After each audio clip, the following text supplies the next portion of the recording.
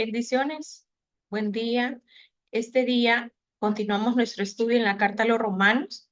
En el capítulo 1 estuvimos viendo datos introductorios con relación a la ciudad de Roma, la historia y el contexto histórico en el cual se estaba desarrollando o se dieron estos acontecimientos que se nos narran en el capítulo 1 y durante la carta a los Romanos. En el capítulo 2 estuvimos viendo la semana pasada también aspectos importantes y este día nos corresponde el capítulo 3. Para ello voy a compartir con ustedes el material que ya se los envié y que vamos de una forma completa, el capítulo 3 vamos a estudiarlo para poder exegetar y ver algunos detalles importantes.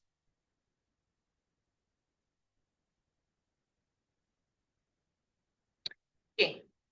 El apóstol Pablo presenta algunas objeciones y trae unas respuestas a todas esas aparentes contradicciones. Responde ciertas objeciones que podrían oponérsele en cuanto a lo dicho acerca de los judíos. También el apóstol afirma, después de conocer la universal culpabilidad y también la corrupción de la humanidad, no solamente de los judíos, sino también de los gentiles, que la justificación de todo ser humano ha de ser únicamente mediante la fe. Yo no puedo presentarme delante de Dios justificándome por mis buenas obras. Yo puedo justificarme delante de Dios por el trabajo que yo realizo, porque dice la Biblia que nuestras mejores obras son como trapos de inmundicia delante de Él. Entonces, la única forma con la cual yo puedo justificarme delante de Dios es, no, Señor, haz memoria de mis méritos, de mis actividades, de todas las cosas que yo realizo, sino, Señor, haz memoria y justifícame no solamente únicamente por la fe, no por las obras de la ley. Luego, empezamos con las cuatro objeciones. Primero, ¿qué ventaja tiene el judío? ¿Será acaso que hay alguna ventaja o desventaja o de qué aprovecha la circuncisión? Una de las cosas que es muy importante cuando nosotros estamos en el camino de la vida es tener una revelación directa en cuanto a las decisiones que tomamos, a las acciones que debemos hacer con relación a determinado evento. Cuando usted va por una carretera, creo que es vital, cuando la visita por primera vez, es vital, de vital importancia, tener identificados los rótulos, tener identificados las indicaciones que le dicen en tantos metros va a encontrar un túmulo, en tantos metros va a encontrar una curva, está a tantos distancia el lugar de su destino. Y creo que eso es bien importante porque los judíos tenían esa ventaja precisamente. Les había sido confiada la palabra de Dios y la palabra de Dios, como usted y yo sabemos, es la revelación máxima para el hombre, la fuente de autoridad, el mapa de su vida, que le puede indicar, que le puede decir hacia dónde puede dirigirse. Entonces, ellos, los judíos, eran un pueblo privilegiado porque tenían la dirección de la palabra de Dios.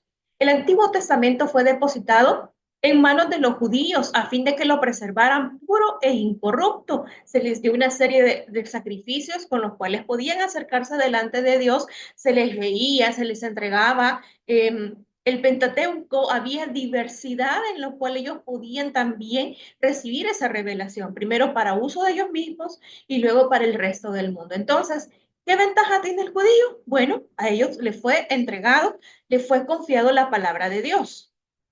Luego, el número 2, si algunos de los judíos son incrédulos, ¿será que la incredulidad mía anula la fidelidad de Dios?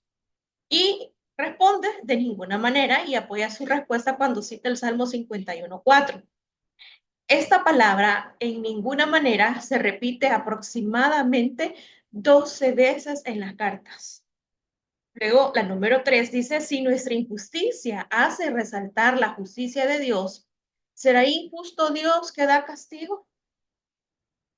Es decir, que si mi mal comportamiento hace que brote la justicia de Dios, ¿será acaso injusto que Dios me castigue a mí? ¿O será la justa retribución de mis actos? Entonces, la respuesta es a esa objeción. En ninguna manera De otro modo, ¿cómo va a juzgar Dios al mundo? Es decir, lo primero que tiene que hacer Dios es empezar por sus hijos, disciplinar a sus hijos, porque la misma palabra dice que el que toma por hijo lo disciplina. Entonces, la disciplina en los hijos es importante, es vital, porque cuando no se quieren los hijos, entonces no se disciplina. El que una persona brille por su mansedumbre no le está otorgando a otros el derecho de darle puñetazos, con la excusa de que así brillará más su mansedumbre. Es decir, vamos a ver si es cierto que esta persona es paciente. Y como dice la escritura, que si te dan en una mejilla, pon también la otra. No. Dios no agradecerá al pecador por el hecho de que su pecado haga resaltar la justicia de Dios. Y la número 4, la última, si por mi mentira la verdad de Dios abunda para su gloria, ¿por qué aún soy juzgado como pecador? Entonces, si aún bendiciéndome el Señor, yo fallándole a Él, entonces, ¿por qué aún soy juzgado como pecador? Primero vamos a entender que Dios no necesita nuestra maldad como un contraste, como para manifestar Él su bondad. No necesita usted decir que soy malo o que es mala para poder manifestar la bondad de Dios como un reflejo de su semejanza. Con seguridad, aquellos que buscan excusar su injusticia argumentando que por medio de esa injusticia se logra la gloria de Dios, son más malvados aquellos que desafían abiertamente a Dios. Voy a ver si es cierto que Dios es fiel, pero yo le voy a ser infiel. Si yo premeditadamente hago las cosas, estoy actuando peor que esos malvados que desafían a Dios abiertamente, porque yo ya tengo conocimiento, yo ya sé que le estoy fallando al Señor, que no es correcto lo que estoy haciendo, y aún así estoy provocando a ira al Santo de Israel. Entonces, de esta manera le responde el apóstol Pablo esas cuatro objeciones. Y encontramos en los versículos del 9 al 18, siempre del capítulo 3. ¿Qué es lo que está deduciendo? De todo esto es que tanto los judíos como los paganos están bajo pecado. El capítulo 3 trata de demostrar que todas las personas están bajo pecado. Lo ha demostrado por la experiencia, ahora lo va a demostrar por lo que al respecto dice la escritura del Antiguo Testamento. Primero, en el versículo 10 hay una falta habitual de todo lo bueno. Dice, no hay quien haga lo bueno. Esto nos enseña que el pecado comienza por la falta de entendimiento. Entendimiento, ¿será acaso que Dios no nos redarguye a nosotros y no nos hace sentir como que yo sé que estoy actuando mal? Pareciera ser que este entendimiento es como no ha discernido, como decimos nosotros, no le ha caído la cora. Dice también, todos se desviaron a una, se hicieron inútiles. ¿Qué quiere decir la palabra inútil? Algo que no se utiliza, una olla toda vieja que no tiene el agarradero, una manta que está abierta, que está rota, cosas sin provecho, inservibles. Pero también se muestra en el versículos 13 al 17 una abundancia habitual de todo lo que es malo. Primero, en sus palabras, pues están llenas de crueldad, como el sepulcro que traga a todo ser viviente. Por eso dice veneno de áspides, de engaño como la víbora que fascina para clavar su ponzoña. ¿Se ha dado cuenta que hay serpientes? Yo desconozco, pero sí sé que algunas que pareciera ser que son mansitas y de repente, ellos toman a su presa o muerden. Y también de toda clase de maldición, maledicencia. Entonces, hay una abundancia habitual de todo lo que es malo. Primero, en las cosas que dice, veneno de áspides, el hecho de dañar, el hecho de denigrar a una persona, pero también en los caminos, donde hay marcas, las huellas de sus pasos son sangre, ruina y también miseria. También nos menciona el versículo 17, no han acertado con la senda de paz, no ha sabido estar en paz con sus prójimos, no conocen las cosas que son para la paz. Una persona para ser, y que se oye un poquito fuerte esta palabra, una persona para ser desgraciada, es decir, que no tenga gracia, que no esté abrazando la gracia, solo necesita ser esclava del pecado y cerrar los ojos y los oídos a las cosas que le convienen. Solamente eso necesitamos. Preguntémonos, ¿en alguna ocasión nos hemos actuado de esa manera como una persona de gracia que somos esclavos del pecado y cerramos los ojos y los oídos a aquellas cosas que nos convienen. Por ejemplo, la palabra de Dios es algo que nos conviene, pero a veces cerramos nuestros oídos y decimos, no, pero es que aquí lo está diciendo por la otra persona, aquí lo está diciendo por mí, entonces no voy a retomar eso que a lo mejor el Señor está queriendo está tratando de decir. Y los versículos 19 al 20, el apóstol Pablo también está afirmando que es en vano buscar justificación.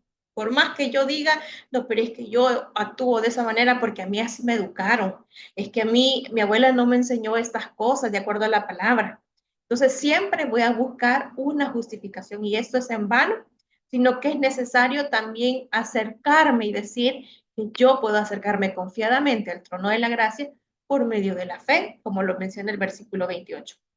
Nosotros como seres humanos no podemos ser aceptados por ninguna clase de obras, por más servicios que nosotros entreguemos el domingo, por más actividades sociales que llevemos a cabo para recaudar fondos para los pobres, cualquier actividad de servicio social o responsabilidad social que nosotros promovamos. Ninguna de esas cosas nos puede justificar delante de Dios. Entonces no tenemos que hacerlo, hermana. Por supuesto que si tenemos la oportunidad de hacerlo, perfectamente lo podemos hacer. Pero eso no quiere decir que nos va a justificar delante de Dios y tampoco nos va a borrar pecados. Lo que tenemos que hacer si hay pecado en nuestra vida es confesarlo para alcanzar gracia y oportuno socorro. Pablo dirige a los judíos su atención para que comprendan que ellos, tanto como los gentiles, eran responsables ante Dios. Ambos estaban sin excusa, no tenían cómo ser justificados, pero los que son justificados deben cerrar la boca convencidos de su culpabilidad. Los que no son justificados cierran también la boca convictos de su incredulidad. Si no la reconocen ahora, pues un momento va a ver que la van a reconocer. Lo extiende después a todos, pues dice, y todo el mundo tenga que reconocerse reo, que es reo. Es una persona que está bajo acusación legal, una persona que es imputada, que se le atribuyen cargos y ante Dios. Entonces, la escritura nos enseña en la carta a los romanos que todos somos reos ante Dios y por lo tanto nosotros necesitamos de una justicia, no una justicia humana, no una justicia que nos pueda mostrar nuestra inocencia, porque realmente no somos inocentes, pero también necesita de una rectitud legal, de un juez que no se venda, de un fiscal que esté actuando conforme a la ley. Y todos estos aspectos terrenales que podrían ser para nosotros insignificantes, pero en el plano espiritual suceden. Entonces, antes de aparecer ante el tribunal divino, es la figura que la ley se limita a dar el diagnóstico. Luego encontramos nosotros que en Romanos 1:16 decía, porque no me avergüenzo del Evangelio, porque es el poder de Dios para todo aquel que cree, al judío primeramente y también al griego. Este es el corazón del Evangelio. Esta es la esencia del Evangelio. Esto es la justificación por la fe. Y Pablo lo presentó en su tema, la revelación de la justicia de Dios. El Evangelio lo que hace es indicarle a las personas el camino, darle como las señales para que pueda seguir transitando. Es poder de Dios para salvación a todo aquel que cree. Cuando los hombres atienden ese llamado, responden con fe a la predicación del Evangelio, Dios lo que hace es eliminar esa barrera, esa pared que le dividía a Dios y al hombre para poder reconciliarse con sí. Él los libra del poder esclavizante del pecado, también les da libertad para que sean su pueblo en el mundo, pero toda esta revelación de la justicia de Dios lo que hace es la liberación de los hombres pecadores por medio de la predicación del Evangelio. A través de la predicación del Evangelio es que usted y yo hemos sido libres. Pero Pablo no desarrolló este tema inmediatamente después de presentarlo. Más bien, dio un preámbulo en el capítulo 1, versículo 16, inmediatamente después de presentarlo. Más bien escribió la revelación de la ira de Dios por medio de su juicio sobre todos aquellos que despreciaban, todos aquellos que desechaban esta gracia bendita, esta revelación de la justicia de Dios. Por eso es que se menciona del 1 al 18 hasta el 3:20 cómo la ira de Dios se va a manifestar sobre todos aquellos que han rechazado la gracia. Estas dos revelaciones son paralelas y continuas, es decir, que la justicia de Dios está siendo revelada siempre por medio de la predicación del Evangelio que libera a cada uno de los hombres, a usted y a mí, de la forma como nos ha librado. También encontramos que la justicia por medio de la fe, en el versículo 21, nos enseña que Pablo en el capítulo 1, versículo 2, indicó que Dios había prometido este evangelio a través de sus siervos en el Antiguo Testamento, es decir, los profetas. Aquí amplía la declaración para incluir la ley tanto como los profetas. Por medio de ambos, Dios había dado testimonio de su acción salvadora. Dios había mandado los mensajeros, los atalayas, los heraldos, para que pudieran anunciar lo que había de acontecer. Hay una amplia declaración para incluir la ley, tanto como los profetas. Esos mensajeros que daban obviamente la revelación de Dios. Por medio de ambos, Dios había dado testimonio de la acción de Jesucristo. Estaba anunciando la venida de Jesús. Aunque la revelación de la justicia en el Evangelio era aparte de la ley, también estaba ampliamente atestiguada tanto por la ley como por los profetas. Es decir, había como un respaldo adicional para que todo lo que él había prometido tuviera cumplimiento. Pero también fue experimentada por medio de la fe en Jesucristo. El versículo 22 afirma que Dios reconcilia a los hombres con Él. El propósito de acercar a una persona a la iglesia es que pueda reconciliarse con Dios. No es tenerlo entretenido en actividades y que vamos a desarrollar actividades sociales. Es bueno, es agradable darle seguimiento a las personas, ser empáticos con ellos, pero también es mucho más importante que esta persona se reconcilie con Dios por medio de la fe en Jesucristo. Luego el versículo 23, que todos los hombres necesitan creer en Él, y eso incluye todos.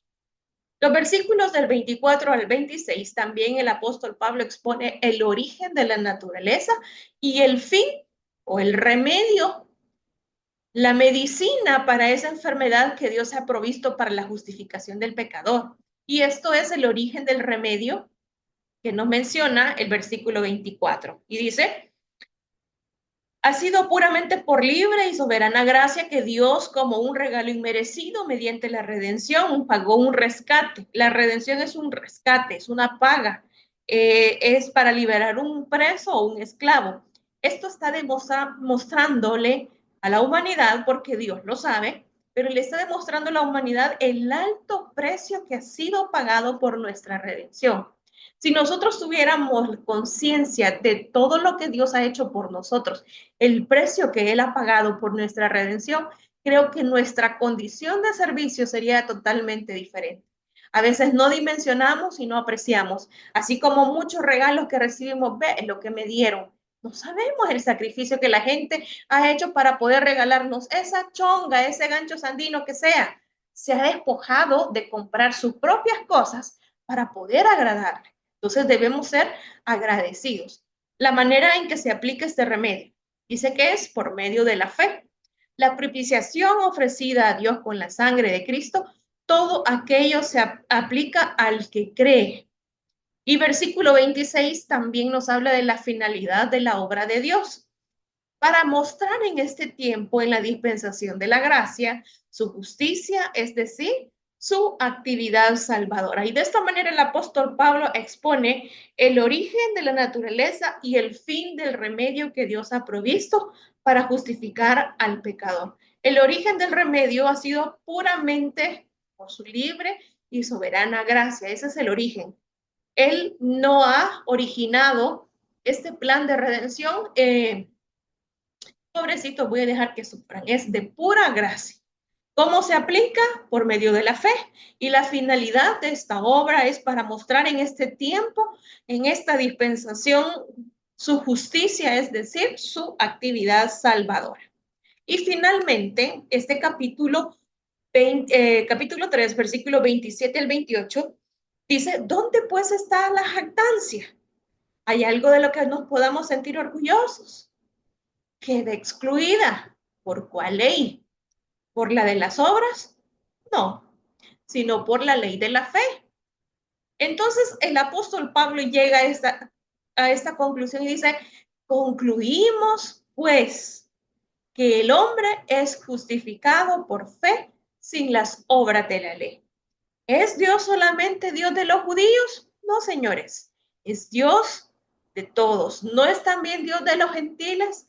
Ciertamente también de los gentiles, porque Dios es uno y él justificará por la fe a los de la circuncisión y por medio de la fe a los de la incircuncisión, aquellos que sean judíos rudimentarios, a todos aquellos que sean que estén apegados a la ley o aquellos que no sean apegados a la ley, por la fe van a ser justificados. Luego, por la fe invalidamos la ley en ninguna manera, sino que confirmamos la ley. Es decir, que cuando nosotros creemos y aceptamos la acción salvadora de Jesucristo, podemos hacer a un lado la ley de ninguna manera. Por eso dice, luego por la fe invalidamos la ley en ninguna manera, sino que confirmamos la ley. Estaba diciendo el apóstol Pablo que los que imaginan que se han reconciliado con Dios por el guardar la ley tienden a ser jactanciosos. ¿No le ha pasado a usted que cuando usted no se siente culpable de algo, dice, pregúntenme a mí? Si no recuerdas a su época de estudiante, cuando usted había hecho las tareas, le decía, profe, no va a revisar la tarea. Y ahí caía mal usted porque a lo mejor los que no lo habían hecho le decían, cállate, no seas metido, no seas yoyo. Porque nosotros, si habíamos cumplido, les queríamos hacer recordar al maestro, a la maestra. ¿Qué pasa cuando a nosotros nos toca hacer algo? ¿Qué pasa cuando a nosotros nos toca que nos pidan cuentas de algo? Si no los tenemos listos, empezamos a poner una serie de excusas. No, mire, yo no he hecho esa conciliación, yo no he hecho eso porque no me ha quedado tiempo, porque he andado de aquí para allá y a lo mejor es mentira. Entonces, los que imaginan que se han reconciliado con Dios por solo el hecho de guardar la ley, tienden a ser jactanciosos. Pero cuando se entiende correctamente la gracia de Dios, la jactancia perece prontamente. Los versículos 29 al 30 afirman que Dios es el Dios de todos los hombres. Y luego el versículo 31 nos dice que la salvación en Cristo no significa que la ley no tenga valor.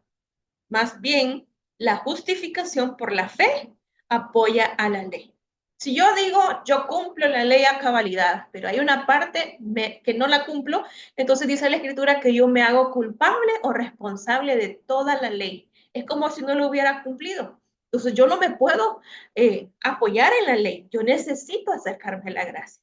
Pero la gracia también me debe servir junto con la ley para poder yo vivir una vida en la cual pueda el Señor glorificarse, en la cual el Señor pueda sentir orgullo de que estoy tratando de vivir conforme a los lineamientos, conforme a los mandamientos que Dios me ha establecido para que yo pueda vivir en esta tierra de acuerdo a su voluntad.